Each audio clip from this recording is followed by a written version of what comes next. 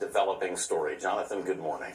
Good morning. At least 3 Israelis were killed and 16 injured in the 4 separate attacks. It's the most serious wave of incidents in the month-long string of violence in the region.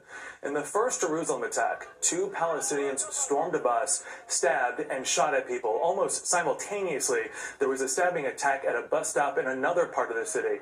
Meanwhile, officials in the city of Ra'anana reported 2 separate stabbing attacks this morning, also carried out by Palestinians.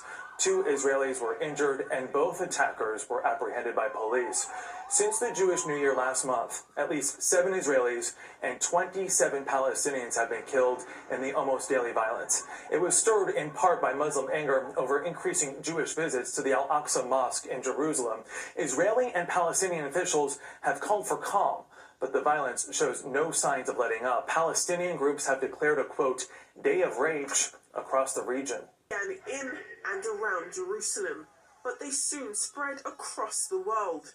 In neighboring Lebanon, security forces outside the U.S. Embassy in Beirut fired water cannons and tear gas to beat back protesters hurling stones and lighting fires. In Istanbul, tens of thousands of people waving Palestinian and Turkish flags gathered in Yenikapi Square. The Palestinian ambassador to Turkey took to the stage there to denounce the U.S. decision. There will be no peace without an independent state of Palestine, with Jerusalem as its capital. Mr. Trump, with the step you have taken, you will give an excuse for Palestinians to be further persecuted. Protests continued as far away as Indonesia, the world's most populous Muslim country.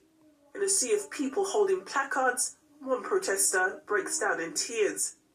And over in Paris, Israeli President Benjamin Netanyahu met his French counterpart, Emmanuel Macron, against a backdrop of protests in the French capital.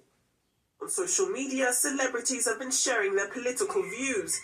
American supermodel Bella Hadid, who is of Palestinian descent, went a step further, joining the protests in London, albeit for a few minutes. For Palestinians at the center of this conflict, in the occupied West Bank, the fight goes on.